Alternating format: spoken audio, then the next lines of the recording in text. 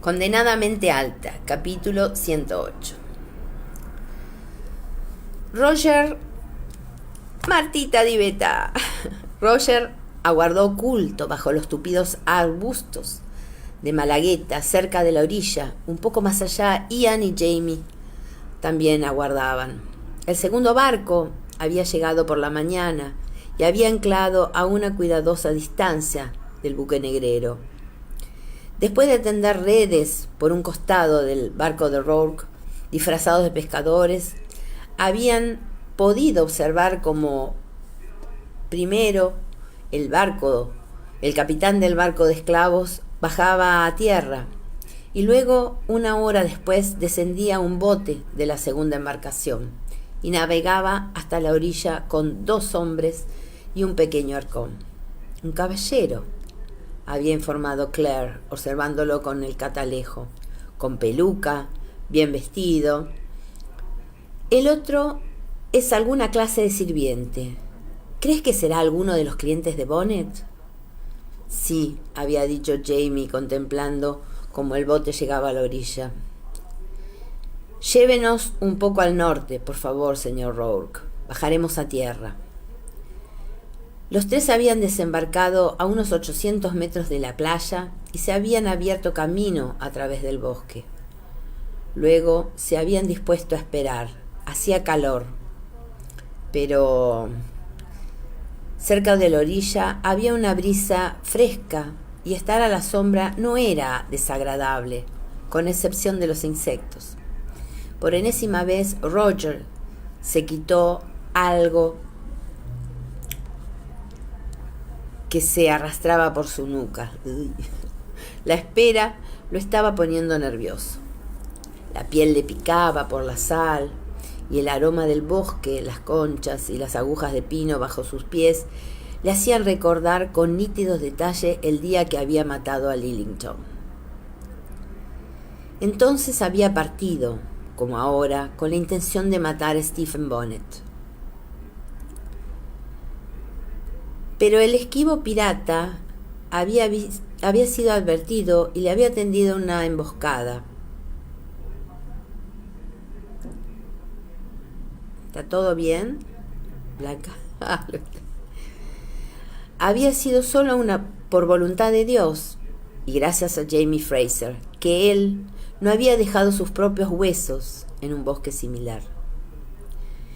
Volvió a sentir un nudo en la garganta, pero no podía gritar o cantar para relajarla. Debería rezar, pero tampoco podía. Incluso la constante letanía que había resonado repetidamente en su corazón desde la noche en que se había enterado de la desaparición de Brianna. Señor, que ella esté a salvo. Incluso aquel pequeño ruego se había agotado en cierta forma. Su pensamiento actual. Señor, que pueda matarlo. No podía pronunciarlo, ni siquiera para sus adentros. Por un momento envidió a Jamie y a Ian, su fe en dioses iracundos y vengativos. Mientras Rourke y Moses habían traído el bote de pesca, él había oído a Jamie murmurarle a Claire y coger sus manos entre las suyas, y después oyó como ella lo bendecía en gaélico.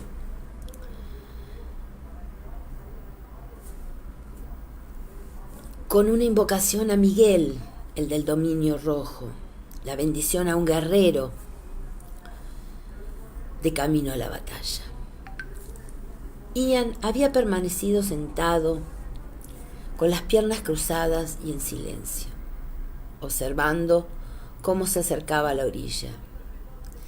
Si estaba rezando, no había forma de saber a quién, pero cuando desembarcaron, había hecho una pausa en la orilla de una de las numerosas ensenadas y después de sacar un poco de barro de los dedos, se había pintado la cara cuidadosamente, dibujando unas líneas desde la frente hasta el mentón y luego 4 franjas paralelas a través de la mejilla izquierda y un grueso círculo oscuro alrededor del ojo derecho. Tenía un aspecto bastante perturbador. Era evidente que ninguno de ellos tenía el más mínimo escrúpulo sobre lo que pensaban hacer, ni vacilaban lo más mínimo en pedirle a Dios que los ayudara. Los envidió.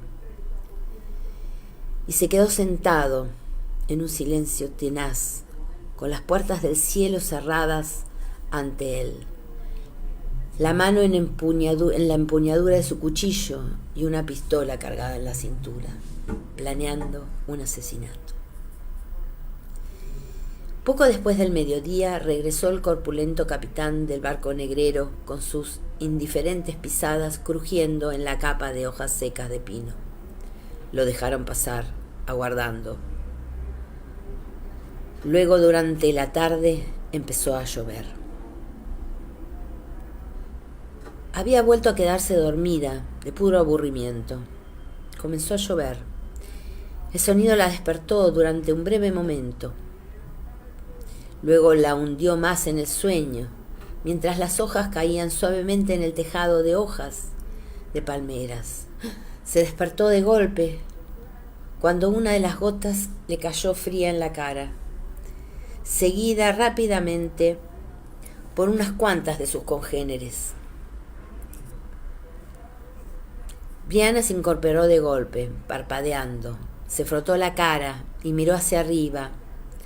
Había una pequeña franja húmeda en el techo de yeso, rodeada de una mancha mucho más grande, creada por goteras anteriores, y se estaban formando gotas en el centro, cada una cayendo sobre la otra, sobre la tela del colchón. Se levantó para correr la cama de debajo de la filtración y luego se detuvo. Se estiró lentamente y puso una mano sobre la franja húmeda. El techo tenía una altura normal para la época, algo más de 2 metros. Podría alcanzarlo con facilidad. Ella, condenadamente alta, dijo: tú tenés razón, condenada razón. Puso la mano abierta sobre la franja de humedad y empujó con toda la fuerza que pudo. El yeso mojado cedió de inmediato, así como los listones podridos que había atrás. Tiró con una mano hacia atrás, raspándose el brazo en los bordes irregulares de los listones. Y una pequeña cascada de agua sucia, cien pies, excremento de ratón y fragmentos de hoja de palmera cayeron por el agujero que acababa de hacer. Brianna se limpió la mano en el vestido, volvió a levantarla, agarró del borde del agujero y tiró, y arrancó pedazos de listones y yesos, hasta que logró abrir un agujero por el que podía meter la cabeza y los hombros. Bien, le susurró al bebé, o a sí misma. Recorrió la habitación con la mirada. Se puso el corsé encima del vestido y luego se metió el hueso afilado en la parte delantera. A continuación, de pie sobre la cama, tomó un profundo aliento, juntó las manos hacia arriba y se agarró de la parte lo bastante sólida como para hacer palanca. Poco a poco fue izándose, sudando y gruñendo hasta el tórrido tejado de hojas de bordes afilados, apretando los dientes y cerrando los ojos para protegerlos de la suciedad y los insectos muertos. Su cabeza asomó al aire húmedo y ella jadeó para recuperar el aliento. Había enganchado un codo sobre una viga y usándolo para hacer palanca, ascendió un poco más. Sus piernas pateaban en vano al aire vacío, tratando de impulsarse hacia arriba, y sintió el tirón de los músculos del hombro, pero la mera desesperación consiguió empujarla. Con una desgarradora lluvia de hojas se hizo hacia arriba y quedó tumbada, cuán larga era, sobre el tejado empapado. Llovía con fuerza y no tardó en quedar calada hasta los huesos. Un poco más allá vio una especie de estructura que sobresalía entre las hojas de palmera del tejado y se arrastró cautelosamente hacia ella, temiendo todo el tiempo que el techo cediera bajo su peso, tanteando con manos y codos la firmeza de las vigas que sostenían las hojas. La estructura resultó ser una pequeña plataforma, firmemente instalada en las vigas, con una barandilla a un costado. Entró en ella rápidamente y se quedó en cuclillas, jadeando. Todavía llovía en la costa, pero mar adentro el cielo estaba mayormente despejado y el sol poniéndose estaba detrás de ella derramaba un ardiente tono naranja, sanguinoliento, sobre el cielo y el agua a través de negras franjas de nubes partidas. Desde la ventajosa perspectiva del tejano, Brianna podía ver más allá del bosque de matorrales, la franja de playa que había avistado desde la ventana. Ahora se divisaba con claridad y más allá 2 embarcaciones cerca de la costa. Había dos botes amarrados a la orilla, aunque separados uno del otro. Uno debía ser el barco negrero, el otro el de Howard. Una furibunda oleada de humillación la atravesó, pero no tenía tiempo para pararse a pensar en ello. Le llegó el ruido débil de unas voces a través del tamborileo de la lluvia y se agachó. Luego se dio cuenta que era poco probable que alguien levantara la vista y la viese. Alzó la cabeza para espiar por encima de la barandilla y vio unas figuras que salían de los bosques rumbo a la playa y una fila de hombres encadenados, con 2 o 3 guardias. ¡Josh! Aguzó la vista, pero en aquella fantasmagórica luz crepuscular las figuras no eran más que siluetas. Le pareció que había podido distinguir los cuerpos altos y delgados de los 2 fulani. Tal vez el más bajo que estaba detrás de ellos era Josh, pero no lo sabía con seguridad. Sus dedos se curvaron con fuerza en torno a la barandilla, sintiéndose impotente. Mientras lo hacía, un débil alarido le llegó desde la playa y una figura más larga salió corriendo del bosque con faldas al vuelo. Los guardias se volvieron alarmados. Uno de ellos cogió a Fedre. Tenía que ser ella. Brianna pudo oírla gritando: ¡Josh! ¡Josh! Un sonido agudo como un chillido de una gaviota. Estaba forcejeando con el guardia. Algunos de los hombres encadenados giraron de repente y se abalanzaron sobre el otro. Un nudo de hombres que se retorcían cayó sobre la arena. Alguien corría desde el bote con algo en la mano. La vibración bajo sus pies le hizo desviar su mirada. ¡Mierda!, exclamó involuntariamente. La cabeza de Manuel la asomó por encima del borde del tejado, mirándola con una expresión de incredulidad. Luego su rostro se contorsionó y él se alzó hacia allí. Debía de haber una escalera adosada a un lado de la casa, pensó Brianna. Bueno, evidentemente no podían construir una plataforma de vigilancia sin tener forma de llegar hasta ella. Mientras su mente se ocupaba en aquel sinsentido, su cuerpo estaba dando pasos más concretos. Había sacado el hueso afilado y estaba acuclillada sobre la plataforma con la mano baja como Ian le había enseñado. Emmanuel hizo un gesto de desdén y se abalanzó sobre ella. Oyeron acercarse al caballero mucho antes de verlo. Canturreaba en voz baja una tonada francesa. Estaba solo. Roger, agachado detrás del arbusto escogido, se puso de pie en silencio. Tenía los músculos en tensión y se estiró disimuladamente. Cuando el caballero se puso a la altura de Jamie, este salió al camino delante de él. El hombre, un tipo pequeño con aspecto de petimetre, soltó un chillido femenino de alarma. ¡Ah! Pero antes que pudiera escabullirse, Jamie hizo un paso hacia adelante y le agarró el brazo, mirándolo con una sonrisa agradable.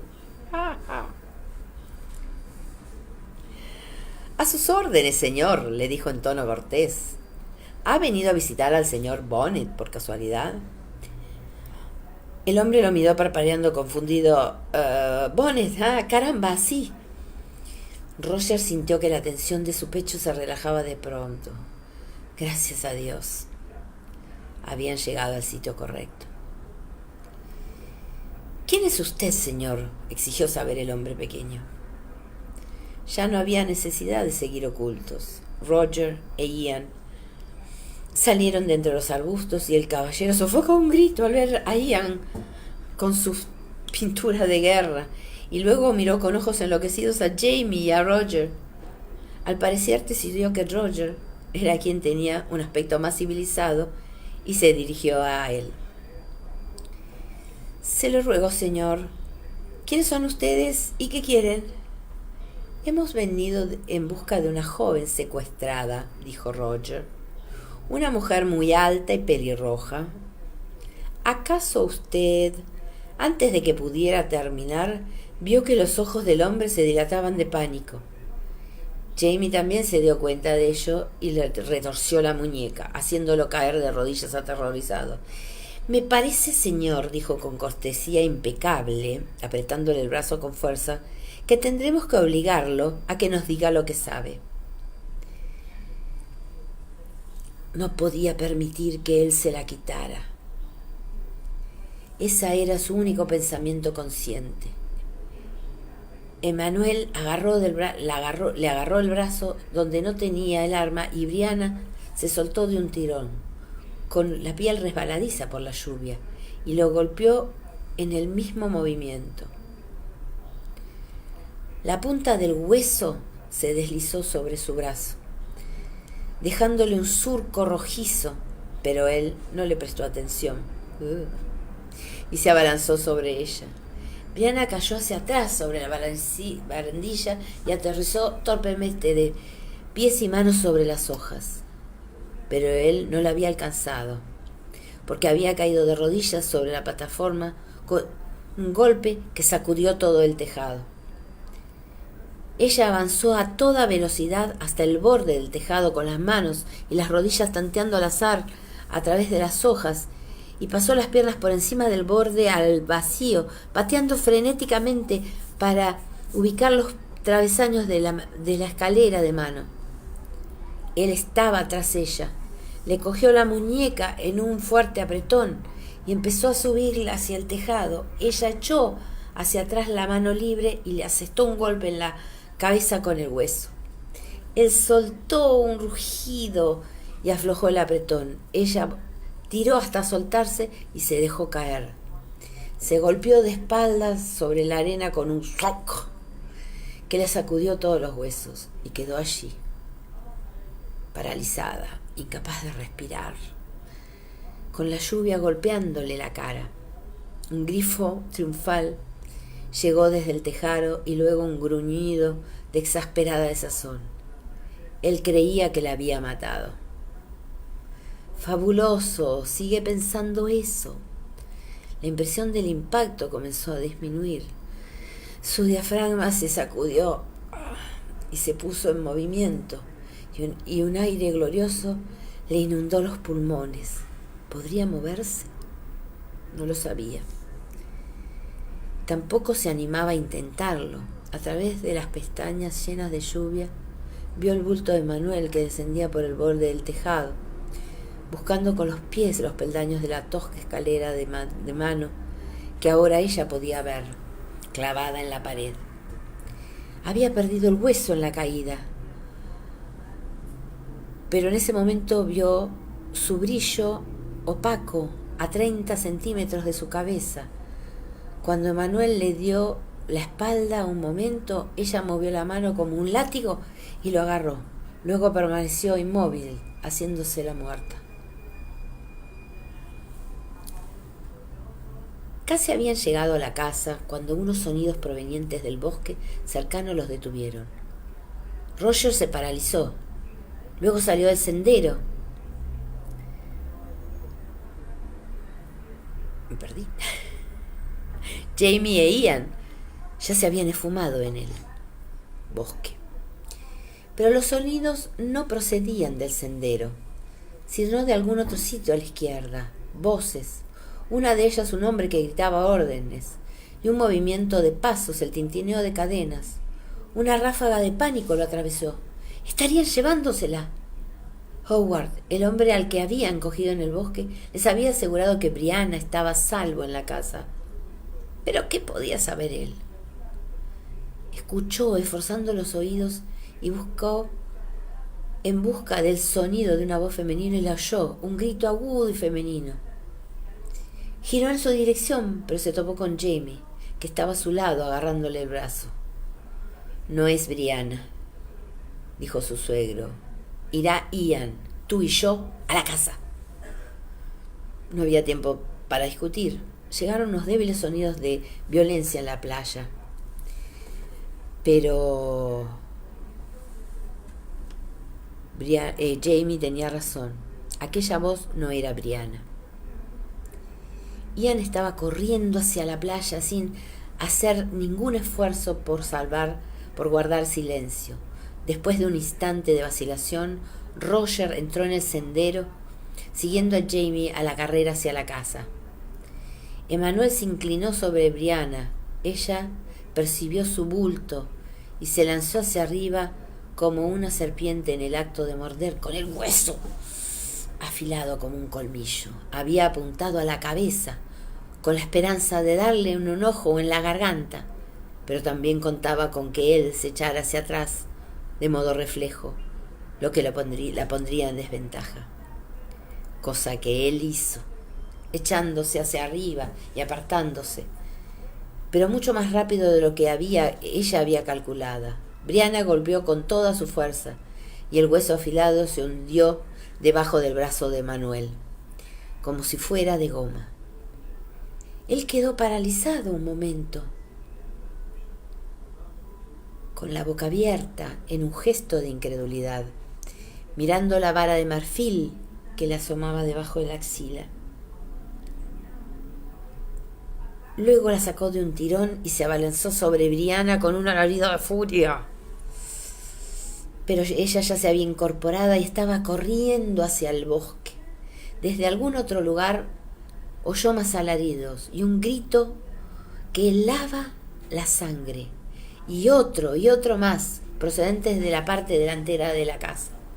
Aturdida y aterrorizada, siguió corriendo, mientras su mente percibía muy lentamente que algunos de los gritos eran palabras.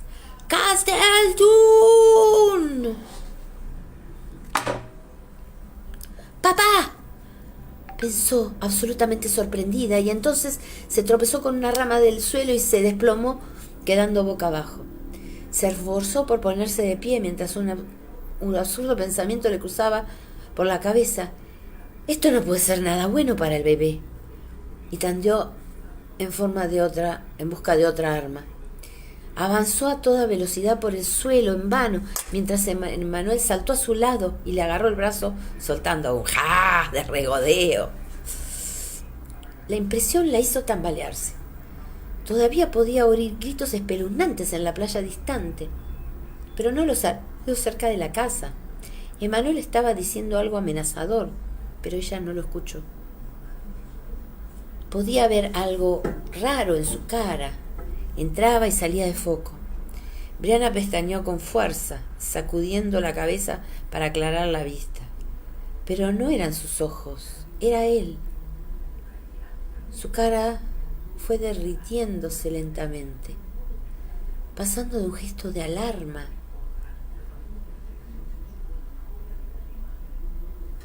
de un gesto de amenaza, enseñando los dientes a una mirada débil. Sorpresa. Frunció el ceño y luego los labios, de un modo que ella pudo ver el revestimiento rosado de la boca. Parpadeó 2 o 3 veces. Luego lanzó un pequeño grito ahogado y se llevó una mano al pecho y cayó de rodillas, sin dejar de agarrarle la mano.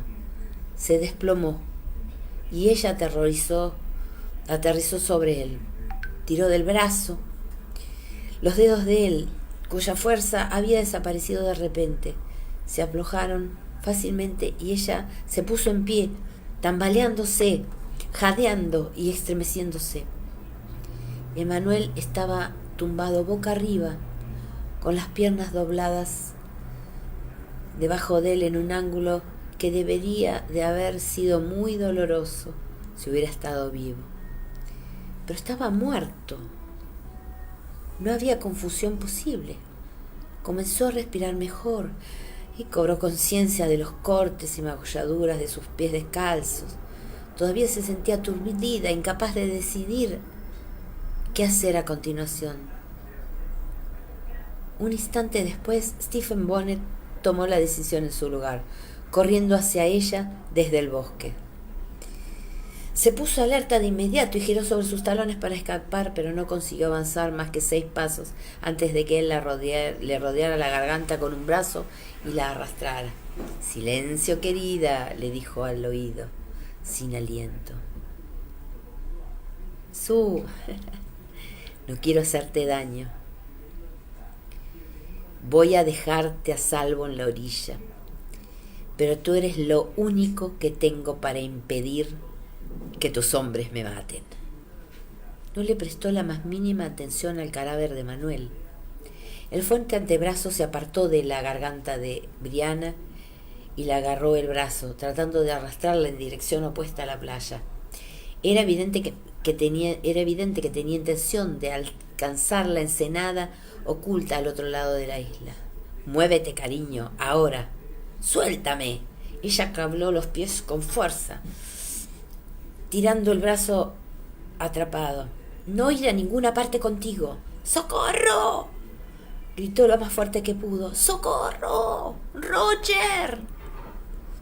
Él pareció alarmado y levantó la mano libre para enjuagarse la lluvia de los ojos. Algo tenía en la boca. La poca luz que quedaba rebotó con un resplandor naranja en algo de cristal. «Por todos los santos! Había traído su testículo».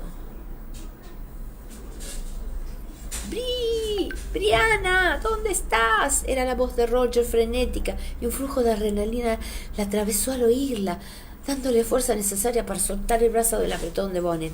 Aquí estoy». «Roger», gritó todo lo fuerte que pudo. Bonnet miró por encima del hombro. Los arbustos se sacudían. Había por lo menos 2 hombres avanzando entre las ramas. No perdió el tiempo, sino que se lanzó hacia el bosque, inclinándose para esquivar una rama, y desapareció. Al instante siguiente, Roger salió de golpe de entre los arbustos y la agarró, apretándola con fuerza. «¿Estás bien? ¿Te ha hecho daño?». Había dejado caer el cuchillo y la estaba cogiendo los brazos, tratando de mirar a todas partes al mismo tiempo, su cara, su cuerpo, los ojos de ella. «Estoy bien», respondió ella, sintiéndose mareada. «Roger, estoy». «¿A dónde ha ido?». Era su padre, totalmente empapado y oscuro como la muerte, con la daga en la mano. Hacia allá». Brianna se volvió para señalar, pero Bonnet ya se había esfumado, corriendo como un lobo. En ese momento vio los rastros del paso de Bonnet, las apresuradas pisadas claras en la arena embarrada. Pero antes de que pudiera volver a girar, Roger había salido en su persecución. «¡Espera!», chilló, pero no hubo respuesta. Permaneció inmóvil un momento, con la cabeza agacha, mientras trataba de respirar. La lluvia estaba formando charcos en las cuencas de los ojos abiertos de Manuel. Brianna no estaba segura de qué hacer. Ya no llegaban sonidos desde la playa. Los ruidos hechos por Stephen Bonnet en su huida habían quedado atrás hacía mucho. Seguía lloviendo, pero la última luz del sol brillaba a través del bosque, llenando el espacio entre la sombra y la luminosidad extraña y movediza que parecía temblar mientras ella la observaba. En medio de todo aquello, como si fuera un sueño, vio aparecer a dos mujeres, las gemelas Fulani. Las mujeres volvieron hacia ella sus caras idénticas y salieron y corrieron hacia el bosque. Ella les gritó, pero desaparecieron de todas maneras. Sintiéndose increíblemente cansada, la siguió arrastrando los pies. No las encontró. Tampoco había señales de nadie más. La luz comenzó a morir y Brianna se dio vuelta y regresó cojeando en dirección a la casa. Le dolía todo el cuerpo y comenzó a sufrir por la idea de que ya no quedara nadie en el mundo salvo ella. En ese momento recordó al bebé en su matriz y se sintió mejor. No importaba qué ocurriera, no estaba sola. Aún así dio un amplio rodeo al lugar donde pensaba que yacía el cuerpo de Manuel. Su intención era describir un círculo para volver a la casa, pero terminó demasiado lejos. Cuando giró Peara, regresar, los vio juntos bajo el refugio de los árboles al otro lado del arroyo. Los caballos salvajes, serenos como los árboles, que los rodeaban con sus lomos brillando en tonos bayo, castaño y negros en las partes mojadas. Levantaron la cabeza al olerla, pero no huyeron. Solo se quedaron allí, contemplándola con ojos grandes y delicados.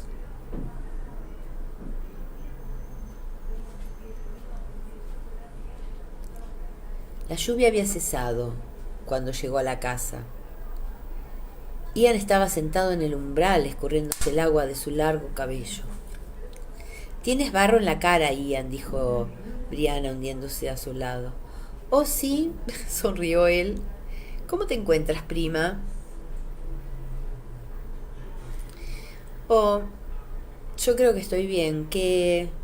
Le señaló la camisa manchada de sangre. Algo parecía haberlo golpeado en la cara, además de unos manchones de barro.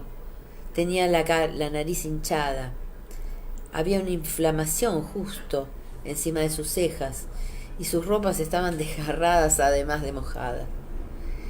Ian tomó un profundo aliento y suspiró. «Encontré a la muchacha negra», dijo Phèdre. «¿Phèdre?», repitió Brie. «¿Se encuentra bien? ¿Dónde?» «Ahí adentro». Ian hizo un gesto hacia la casa y ella se dio cuenta de que lo que había creído que era el sonido del mar se trataba en realidad de alguien que lloraba. Los pequeños sollozos de alguien a quien ya no le quedaban lágrimas. Pero en cambio no podía parar de llorar. «No, déjala sola, prima. No hay nada que puedas hacer». «Pero...» Él la detuvo y buscó dentro de su camisa. Sacó un maltratado rosario de madera que llevaba en su cuello y se lo entregó. «Tal vez necesite esto más tarde». Lo recogí de la arena después de que el barco se hubo marchado. Por primera vez desde su huida, volvió a sentir náuseas con sensación de vértigo que amenazó con hundirla en la negrura. «Josh», susurró. Ian asintió en silencio. «Lo siento, prima», dijo en voz muy baja. Ya casi había oscurecido cuando Roger apareció en el extremo del bosque. Al verlo ella se puso en pie y voló hacia él. Y todos los temores que había suprimido surgieron finalmente en una erupción de lágrimas que le surcaron la cara como lluvia. «Papá», dijo atragantándose, «él está bien, Bri. ¿Puedes venir conmigo? ¿Te queda un poco de fuerza? Solo será un momento». Tragándose aire y limpiándose la nariz en la manga empapada en su vestido, ella sintió, y apoyándose en el hombro de él, avanzó, tambaleándose hacia la oscuridad sobre los árboles. Bonnet estaba recostado sobre un árbol, con la cabeza inclinada a un lado. Tenía sangre en la cara que le chorreaba por la camisa. Brianna no tuvo ninguna sensación de triunfo al verlo, solo un infinito desagrado y un profundo cansancio.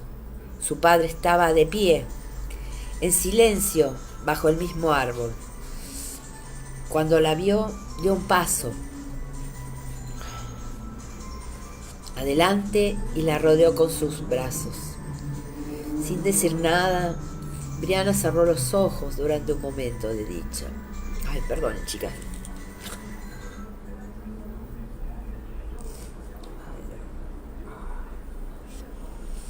Uy, me recongestioné. Brianna cerró los ojos durante un momento de dicha, sin querer otra cosa que abandonarlo todo. Dejar que él la cogiera como una niña y la llevara a casa. Pero la habían hecho ir hasta allí por una razón, con un esfuerzo inmenso. Alzó la cabeza y miró a Bonnet. La joven se preguntó vagamente si esperara que lo felicitara, pero luego recordó lo que Roger le había dicho cuando le describió a su padre guiando a su madre a través de la escena de la carnicería, haciéndola mirar, de modo que ella supiera que sus torturadores estaban muertos. «De acuerdo», dijo tambaleándose un momento. «Muy bien, quiero decir, ya veo, está muerto». «Bueno, no, en realidad no». La voz de Roger tenía un extraño tono de tensión, y luego tosió con una mirada que se clavó en su padre. «¿Quieres que muera, muchacha?». Su padre le tocó el hombro con delicadeza. «Estás en tu derecho». «Sí quiero». Brianna miró a uno y al otro con sus caras graves y sombrías.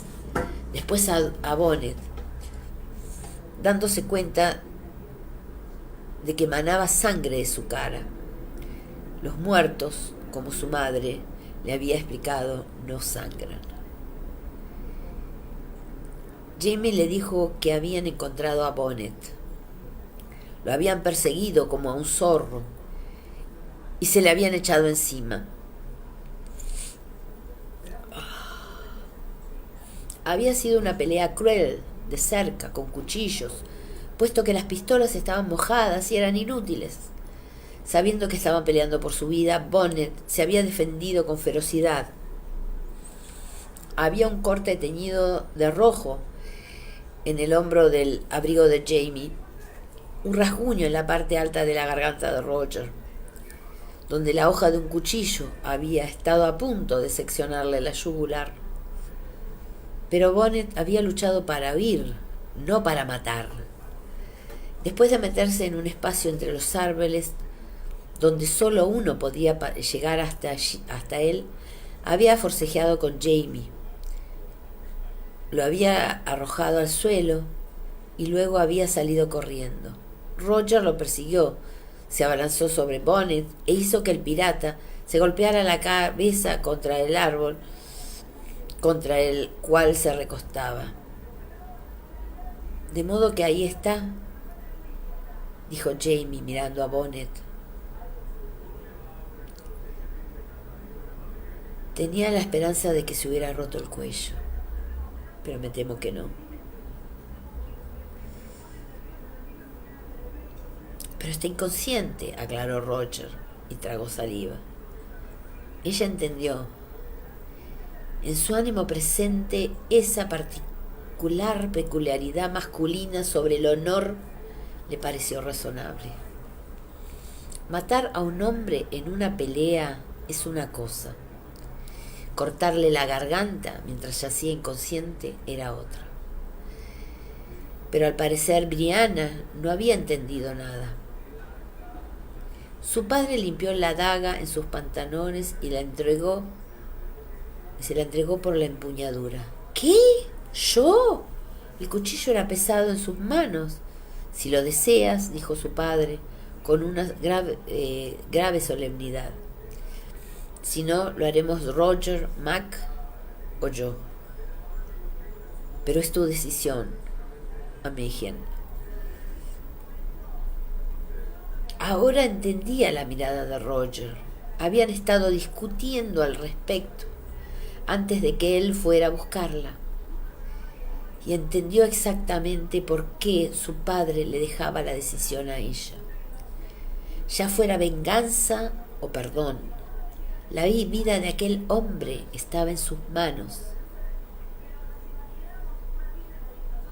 Brianna tomó un profundo aliento y la conciencia de que no sería venganza le provocó algo parecido al alivio.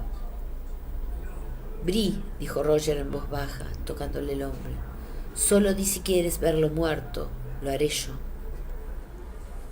Ella sintió, tomó un profundo aliento, pudo oír el anhelo salvaje de su voz. Él también pudo oír a sí mismo el sonido ahogado de su voz en su memoria, cuando le contó que había matado a Boble, cuando se despertaba por haber soñado con ello, sudando en sudor. Miró la cara de su padre, casi ahogada en las sombras. Su madre le había dicho muy poco sobre los sueños violentos que lo acosaban desde Culloden. Pero eso había bastado. Difícilmente podía pedirle a su padre que hiciera eso, que librara a Roger de lo que él mismo había sufrido. Jamie levantó la cabeza, clavó la vista en ella. Jamie Fraser jamás se había apartado de una pelea que considerara suya. Pero esa no lo era. De pronto Brianna tomó conciencia de otra cosa. Tampoco era la pelea de Roger, aunque él estaba dispuesto a quitarle ese peso de encima. Si nosotros, si no lo matamos ahora mismo. Sintió una opresión en el pecho y se detuvo para respirar. ¿Qué haremos con él? Nos llevaremos a Wilmington, declaró su padre con naturalidad. El comité de seguridad es poderoso allí. Y saben que es pirata. Le echarán encima todo el peso de la ley, o lo que pasa por ley en estos días. Lo colgarían. Él estaría muerto de todas maneras. Pero su sangre no mancharía las manos de Roger ni su corazón. La luz se había esfumado. Bonnet era más que una silueta abultada, oscuro contra el suelo arenoso. Dejemos que viva para que lo cuelguen. Entonces, dijo en voz baja, y le tocó el hombro a Roger. No por él, no por mí. No por él, por ti y por mí, por nuestro bebé. Por un instante lamentó habérselo dicho en ese momento, en ese bosque oscuro. Le habría gustado tanto verle la cara.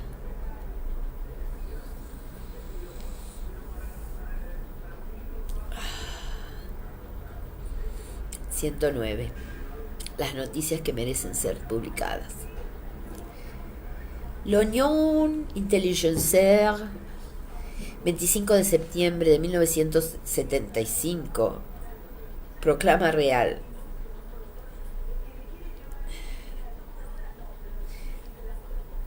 El 23 de agosto, obviamente no es 1975, debe estar mal escrito.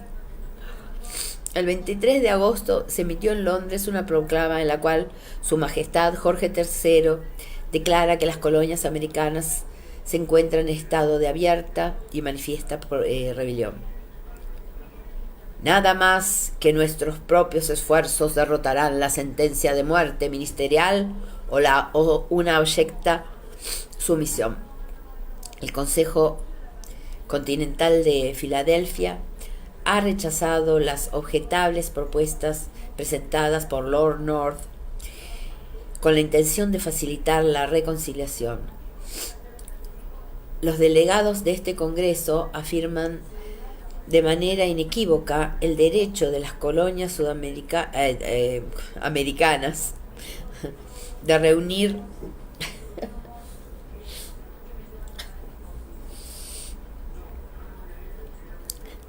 partidas presupuestarias y dar su opinión sobre su desembolso. En una parte de la declaración de los delegados puede leerse: ahora que el Ministerio británico ha intentado conseguir sus fines y ha mantenido las hostilidades con grandes armamentos y crueldades, ¿puede el mundo llamarse a engaño y suponer que nosotros somos irrazonables? ¿O puede vacilar en creer junto a nosotros que nada más que nuestros propios esfuerzos pueden derrotar la sentencia ministerial de muerte o una abyecta sumisión? Un halcón se lanza, pero pierde su presa. El 9 de agosto, el buque de guerra Falcon, al mando del capitán John Lindsay, dio caza a 2 goletas americanas que regresaban de las Indias Occidentales a Salem, Massachusetts.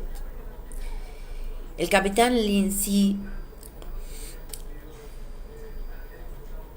capturó una de las goletas y luego persiguió a la otra hasta el puerto de Gloucester.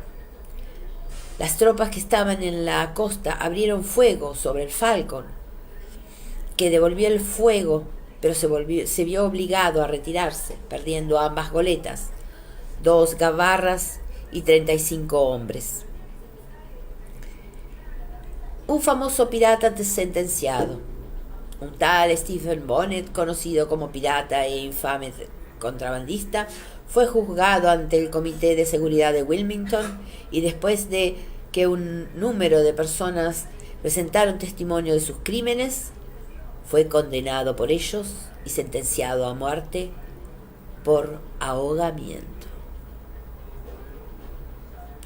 Una alarma se ha levantado respecto de bandas de negros que merodean por la región y han saqueado un número de granjas cerca de Wilmington y Brunswick. Los rifeanes, que van armados únicamente por garrotes, han robado ganado, alimentos y 4 cubas de ron. El Congreso concibe un plan para la amortización de la moneda. Se están imprimiendo 2 millones de dólares españoles en notas de crédito y el Congreso ha autorizado otro 1.000.000, a la vez que ha anunciado un plan de amortización de esta divisa. Es decir, que cada colonia debe asumir la responsabilidad de su parte de la deuda y debe amortizar la otra en 4 cuotas pagaderas el último día de noviembre de los años 1779, 1780, 1781 y 1782. Ven, ya había guerra, deuda, emisión de moneda y demás. El olor de la luz, 2 de octubre de 1775. La idea de devolver a Phèdre a River Run era inconcebible. Discutimos bastante tiempo sobre ello y finalmente decidimos no contarle a Yocasta que su esclava había sido recuperada, aunque sí le enviamos un breve mensaje con Ian en el que le informábamos que Brian estaba a salvo y lamentábamos la pérdida de Joshua. ¿Deberíamos contarle lo de Neil Forbes? había preguntado yo, pero Jamie había negado con la cabeza. Forbes no volverá a molestar a ningún miembro de mi familia, declaró. Y hablarles de él a mi tía o a Duncan, creo que Duncan ya tiene bastantes problemas. Se siente obligado a enfrentarse a Forbes. Se sentiría obligado a enfrentarse a Forbes. Y no le conviene meterse en un lío semejante justo ahora. En cuanto a mi tía, no completó la frase, pero la sombría expresión de su rostro era bastante elocuente. Los Mackenzie de Lioch eran bastante vengativos, y él ni yo pensábamos que Yocasta era incapaz de invitar a cenar a Neil Forbes para luego envenenarlo. Siempre suponiendo que Neil Forbes acepte invitaciones a cenar estos días, bromeé incómoda. ¿Sabes qué ha hecho Ian con la...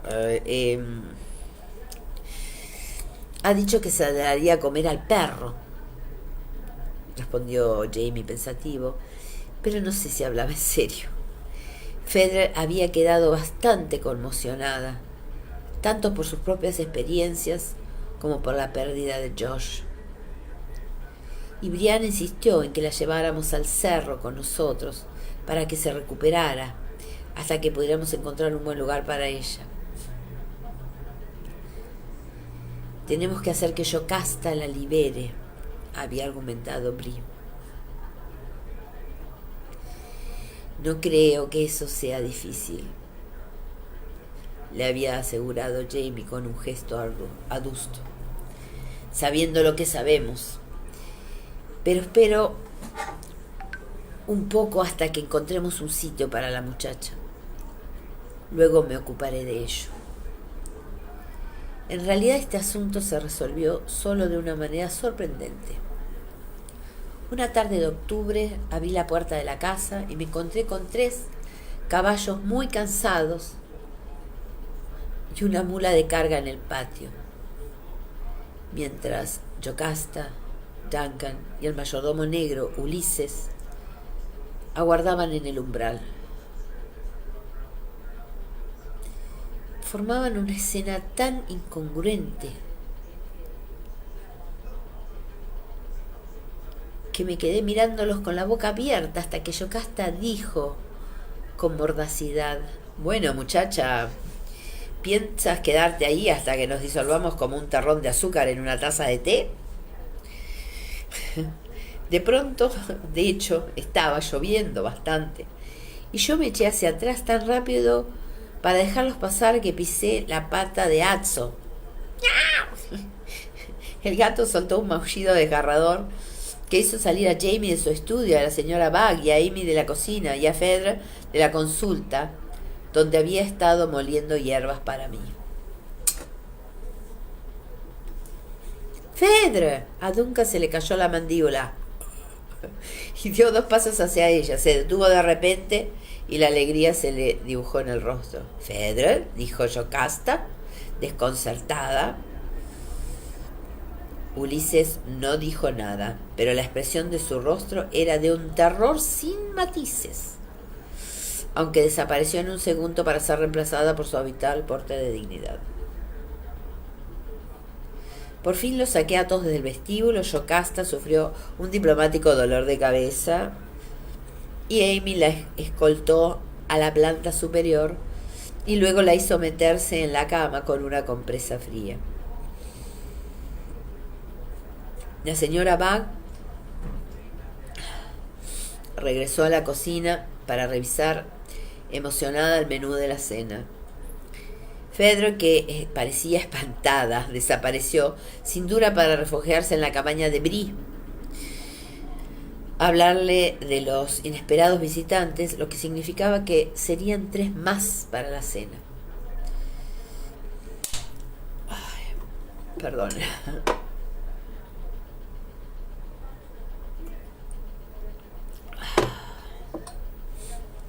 Parece uno de los tecitos de Claire, con clavo de olor.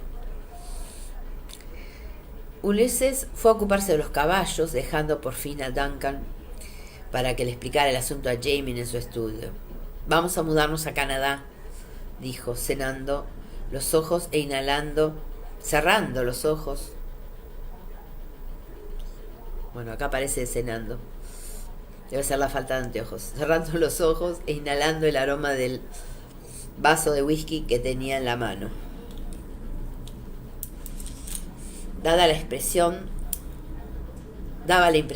de que las necesitaba. Estaba demacrado y tenía la cara tan gris como su cabello. ¿Canadá?, exclamó Jamie, tan sorprendido como yo. Por el amor de Dios, Duncan, ¿qué has hecho? Es más lo que no he hecho, McDoon dijo. Brianna nos había hablado de la desaparición del oro escondido y había mencionado algo acerca de las negociaciones de Duncan con Lord Dunsmore en Virginia, pero solo en términos muy imprecisos. Jamás había creído que las cosas llegarían a este punto, dijo. De repente los leales a la corona habían pasado a ser una mayoría en el valle a una minoría amenazada y asustada. Algunos tipos los habían sacado literalmente de sus casas y habían tenido que refugiarse en marismas y bosques. Otros habían recibido palizas y estaban malheridos. Incluso Farquhar Campbell, dijo Duncan. El comité de seguridad lo llamó a declarar acusado de ser leal a la corona y lo amenazó con confiscarle la plantación. Él puso una gran cantidad de dinero como garantía de su buen comportamiento y lo dejaron marcharse. Pero estuvo cerca. Lo bastante cerca como para que Duncan estuviera tan asustado. El desastre de las armas y la pólvora prometidas lo habían despojado de cualquier influencia que pudiera haber tenido con los leales a la corona locales, y lo habían dejado completamente aislado, vulnerable a la siguiente oleada de hostilidades, que hasta un idiota sabía que no tardaría en llegar. De modo que se habían movido para vender River Run a un precio decente antes de que se la confiscaran. Se habían quedado con un par de almacenes junto al río y unas pocas propiedades más, pero se habían librado de la plantación, los esclavos, el ganado, y habían empezado a partir a Canadá junto a su esposa, como estaban haciendo muchos otros leales a la corona. Hamish Mackenzie está allí, ¿sabes?, explicó. Él y otros de Liog se asentaron en Nueva Escocia cuando salieron de Escocia, después de Culloden, el sobrino de Jocasta, y tenemos bastante dinero. Hizo un vago gesto en dirección al vestíbulo donde Ulises había dejado las alforjas. Nos ayudará a buscar un lugar, y si las cosas no salen bien, dicen que hay buena pesca.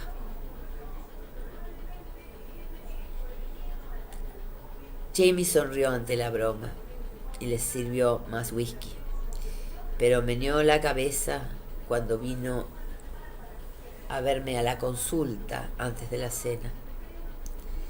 Piensan viajar por tierra hasta Virginia y, si tienen suerte, coger un barco allí hasta Nueva Escocia.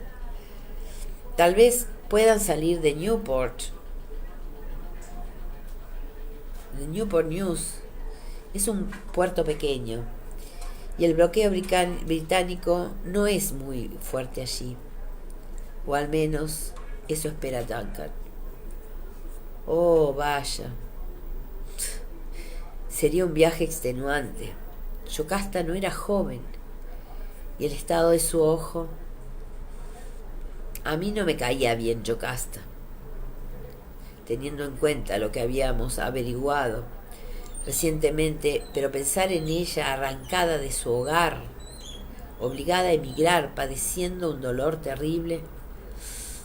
Bueno, le hacía preguntarse a una si tal vez existía algo parecido a la venganza divina, después de todo.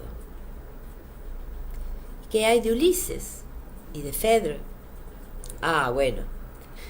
En cuanto a la muchacha, le pedí a Duncan que me la vendiera. La liberaré tan pronto pueda. Tal vez luego se la mandaré a Fergus en New Bern. Él aceptó de inmediato y redactó un contrato de venta en el momento. En cuanto a Ulises, creo que ese asunto se arreglará solo, Sassenach. La señora Bach bajó corriendo al vestíbulo para anunciar que la cena estaba servida, y no tuve la oportunidad de preguntarle a Jamie qué había querido decir con ese comentario. Exprimí la cataplasma de solución de amamélide de Virginia y pimienta de Jamaica extraída en Carolina del Norte y la deposité con delicadeza sobre el ojo de Yocasta. Ya le había dado té de corteza de sauce para el dolor, y la cataplasma no serviría de nada para el glaucoma subyacente, pero al menos la hacía sentirse un poco mejor.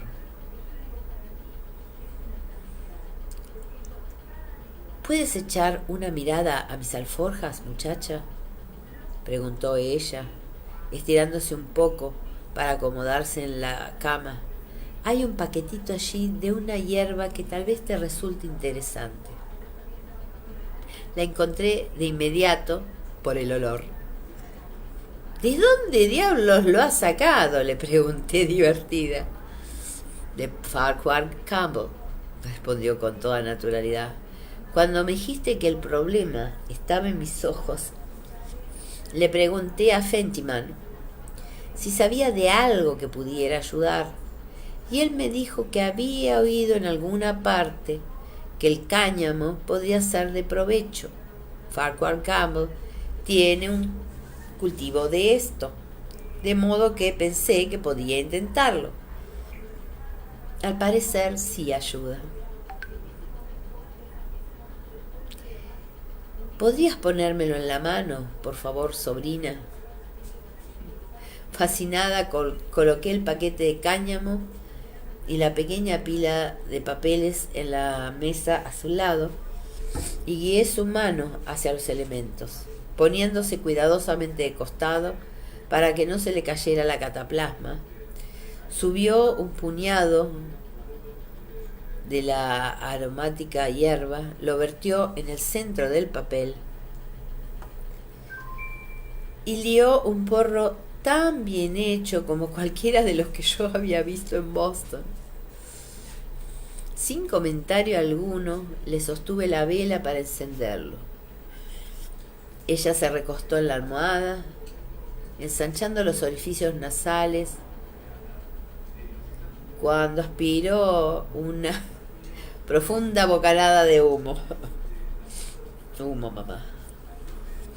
Fumó en silencio durante un rato, y yo me ocupé en guardar cosas, puesto que no quería que se quedara dormida y prendiera fuego a la cama. El olor punzante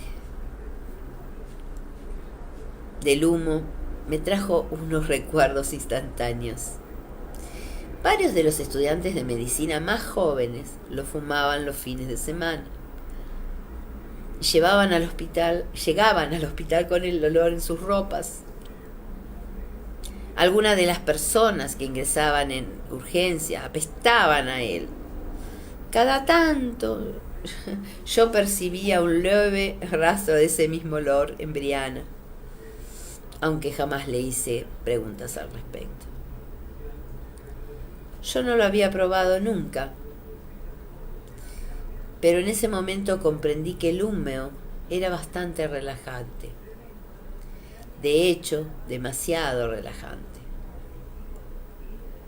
De modo que me senté junto a la ventana y la entreabrí para que entrara algo de aire. Había estado lloviendo durante todo el día y el aire estaba cargado de ozono y del olor a resina de los árboles. El frío en la cara me alivió. Lo sabes, ¿verdad? La voz de Yocasta me llegó suavemente. Lo sé, dije igualando su tono tranquilo. No ha sido muy justo para Duncan, ¿verdad? No. La palabra flotó con el humo casi sin sonido. Yocasta alzó el cigarrillo con un gesto relajado y le dio una chupada, haciendo que el extremo se encendiera de rojo. Seguí vigilándola con atención, pero al parecer sabía controlar la ceniza y cada tanto golpeaba el cigarrillo de marihuana contra el platillo que servía de base al soporte de la vela. Él también lo sabe. Lo de Fedre, finalmente se lo dije para que dejara de buscarla. Estoy segura de que también sabe lo de Ulises, pero no habla de ello. Extendió la mano sin vacilar, dejó caer la ceniza del porro. Le dije que no lo culparía si me abandonaba, ¿sabes?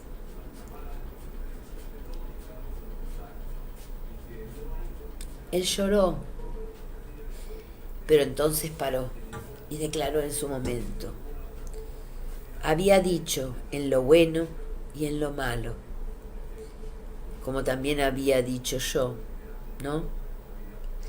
Respondí que era cierto. Entonces él dijo: bueno, pues, y aquí estamos. Se encogió de hombros levemente y permaneció en silencio fumando.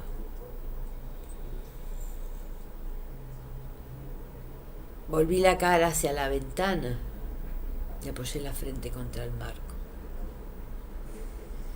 Más abajo vi un repentino chorro de luz cuando se abrió la puerta, y una oscura silueta salió rápidamente.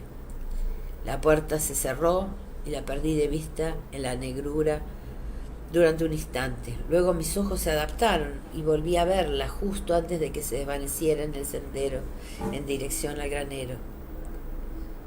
Se ha marchado, ¿verdad? Alarmada me di vuelta para mirar a Yocasta, y en ese momento me di cuenta que debía de haber oído la puerta al cerrarse abajo. ¿Ulises? Sí, creo que sí. Ella permaneció inmóvil durante un buen rato, con el cigarrillo encendido en la mano, sin prestarle atención. Luego volvió a llevárselo a los labios. Su verdadero nombre era Joseph, dijo en voz baja, soltando el humo. Mientras siempre me pareció muy apropiado, puesto que su propia gente lo vendió como esclavo. ¿Alguna vez le ha visto la cara?, le pregunté de pronto. No, pero siempre supe quién era, declaró en voz baja, muy baja. Olía a luz. Jamie Fraser aguardó sentado pacientemente en la oscuridad de su granero. Era pequeño, con cubículo para apenas media docena de animales, pero muy bien construidos. La lluvia golpeaba con fuerza en el tejado y el viento gemía por los rincones, pero ni una gota conseguía atravesar las vigas del tejado, y no había frío en su interior, gracias al calor que despedían las bestias somnolientas. La medianoche había quedado atrás y él ya llevaba más de 2 horas esperando, con la pistola cargada y preparada, descansando sobre la rodilla. Ahí estaba, por encima de la lluvia. Oyó el suave gruñido de alguien que empujaba la puerta y el rugido de que ésta hizo al abrirse, dejando pasar un hálito de fría lluvia. Permaneció sentado sin moverse. Divisó una silueta alta que hizo una pausa contra el negro más claro de la lluvia noche, esperando que los ojos se adaptaran a la oscuridad del interior. Y luego apoyó su peso contra la dura puerta para abrirla lo bastante como para deslizarse en su interior. El hombre había traído una linterna sorda. Corrió la pantalla y giró la linterna lentamente, dejando que el hilo de luz recorriera los compartimientos uno a uno. Los 3 caballos que Yocasta había traído estaban allí, pero cansados. Jamie oyó como el hombre chasqueaba la lengua, reflexionando mientras dirigía la luz hacia la yegua Jerusha y hacia Gideon. Luego se decidió. Ulises dejó la linterna en el suelo y avanzó para correr el gancho que sujetaba la puerta del compartimiento de Gideon. «Te vendría bien y yo te dejaría llevártelo», dijo Jamie. El mayordomo lanzó un agudo gemido y se volvió, con una mirada furiosa y sus puños apretados. No podía ver a Jamie en la oscuridad, pero sus oídos reconocieron la evidencia de un segundo después. Respiró hondo y bajó los puños cuando se dio cuenta de quién era. «Señor Fraser». «Me ha cogido por sorpresa». «Bueno, esa era precisamente mi intención». Respondió Jamie en tono amable. «Supongo que pensarás marcharte». Pudo ver los movimientos revolotantes en los ojos del mayordomo, veloces como libélulas, preguntándose, calculando. Pero Ulises no era ningún necio.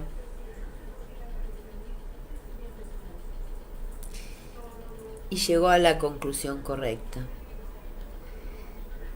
«De modo que la muchacha se lo ha contado», dijo en un tono muy sereno. «¿Me matará usted por el honor de su tía? Si eso último lo hubiera dicho con el más mínimo rastro de mofa, probablemente Jamie lo habría matado». Había estado indeciso durante la espera, pero le dijo con un tono de sencillez, y Jamie aflojó el dedo en el gatillo. «Si fuera más joven lo haría», declaró, igualando el tono de Ulises. «Si no tuviera una esposa y una hija que en una ocasión llamaron amigo a un negro, pero tal como están las cosas», continuó bajando la pistola, «estos días trato de no matar a menos que deba hacerlo». «¿Deseas negarlo? Porque yo creo que puede haber defensa». El mayordomo negó lentamente con la cabeza. La luz brilló en su piel oscura. «La amaba», dijo en voz baja, y extendió las manos. «Máteme». Iba vestido para viajar, con una capa y un sombrero, un bolso y una cantimplora colgando del cinturón. Pero no llevaba cuchillo. Los esclavos, incluso los que gozaban de confianza, no se atrevían a ir armados. «Fedra ha dicho que tú yaciste con mi tía, incluso antes de que muriera su esposo. ¿Es eso cierto?» «En efecto», dijo Ulises en voz baja. «No lo justifico, no puedo hacerlo. Pero la amaba.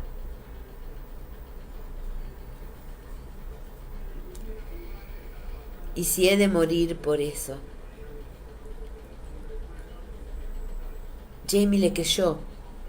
Su sinceridad era evidente, tanto en su voz como en sus gestos. Al mismo tiempo, no bajó la guardia. Ulises era corpulento, rápido, y un hombre que pensaba que no tenía nada que perder era muy peligroso. ¿A dónde piensa ir?, preguntó, haciendo un gesto hacia los caballos. Virginia, respondió el negro. Lord Dashmore ha ofrecido la libertad a cualquier esclavo que se una a su ejército. Inicialmente Jamie no tenía intención de preguntárselo, aunque era una duda que había surgido en su mente en el momento en que oyó el relato de Fedra. Pero ante esa invitación no pudo resistirse. ¿Por qué no te liberó ella?, dijo, después de la muerte de Héctor Cameron. Lo hizo, fue la sorprendente respuesta. El mayordomo se tocó la pechera de su abrigo. Redactó el documento de manumisión hace casi 20 años. Dijo que no podía soportar pensar que yo acudía a su cama porque debía hacerlo.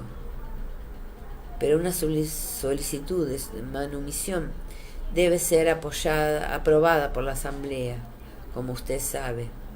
Y si yo hubiese sido liberado públicamente, no podría haberme quedado a servirla.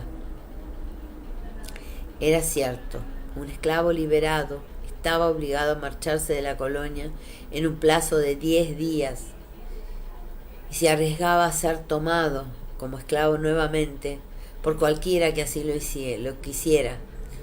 La visión de grandes pandillas de negros, libres, merodeando por el campo, hacía que tanto el Consejo como la Asamblea se cagaran encima de miedo. ¿Podía elegir entre yo o la libertad? Y la elegí a ella. Sí, muy romántico, dijo Jamie con una aspereza extrema, aunque de hecho esa manifestación lo había afectado. Jocasta Mackenzie se había casado por obligación una vez y luego una segunda vez, y creía que ninguno de sus matrimonios le habían proporcionado ninguna felicidad, o demasiada felicidad, salvo la escasa medida de satisfacción y tranquilidad que había hallado con Duncan. Su decisión le impresionaba. Desaprobaba su adulterio y estaba furioso por el engaño al que había sometido a Duncan. Pero una parte de él, la parte Mackenzie sin duda, no podía sino admirar su audacia en coger la felicidad donde pudiera. Bueno, pues, tengo una pregunta más. Ulises inclinó la cabeza con solemnidad. ¿Dónde está el oro? Ulises levantó la cabeza de golpe, con los ojos abiertos por la sorpresa. Por primera vez Jamie sintió un rastro de duda. ¿Cree que yo lo cogí?, dijo el mayordomo en tono de incredulidad, pero luego su boca se torció. Supongo que sí, después de todo. Se quedaron contemplándose mutuamente en silencio durante un rato, haciendo un impas. Por fin Ulises alzó sus anchos hombros y los dejó caer desesperado. No puedo probar que no lo he hecho, dijo. No puedo ofrecer más que mi palabra de honor y no tengo derecho a sostener que la tengo. De pronto Jamie se sintió muy cansado. Los caballos y las mulas ya habían vuelto a amodorrársele y él solo deseaba volver a su propia cama, junto a su esposa, con su esposa a su lado. También quería que Ulises se marchara mucho antes de que Duncan se enterara de su perfidia. ¿Lo juras por la cabeza de mi tía?, preguntó de repente. Los ojos de Ulises lo miraban con dureza. brillantes a la luz de la linterna, pero firmes, sí, dijo por fin en voz baja, lo juro. Jamie estaba a punto de dejarlo marchar cuando se le ocurrió una última idea. ¿Tienes hijos?, preguntó. La indecisión atravesó el cincelado rostro, sorpresa y recelo, mezclados con algo más. Ninguno que vaya a reconocer, dijo por fin. Jamie se hizo cuenta de que era esa otra cosa, desprecio mezclado con vergüenza. Su mandíbula se tensó y el mentón se alzó ligeramente. ¿Por qué me lo pregunta?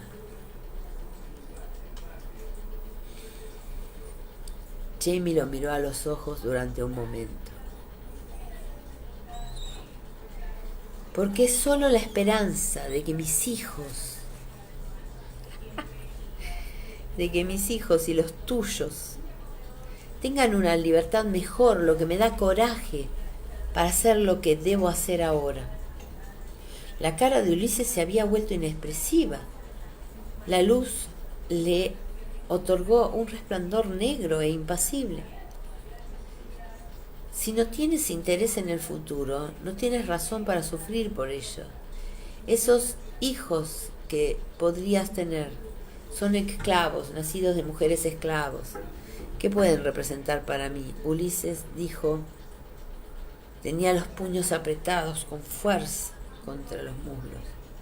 Entonces vete, dijo Jamie en voz baja, y se hizo a un lado, haciendo un gesto hacia la puerta con el cañón de su pistola. Muere libre, al menos.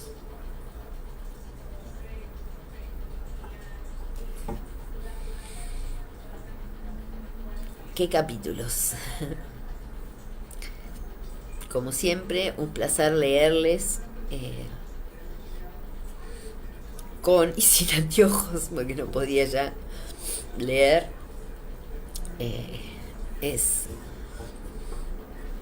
Realmente siempre es una emoción leerles y bueno, meterse en la historia. Les mando muchos cariños a todas y bueno, ya nos veremos en el próximo libro, salvo que creo que Monique probablemente lea la parte que me correspondía del próximo libro, porque ya están todos los papeles asignados. Monique, hermosa, Dori, todas, Blanquita. Me lloraban los ojos, Blanca. Eso pasó con los anteojos.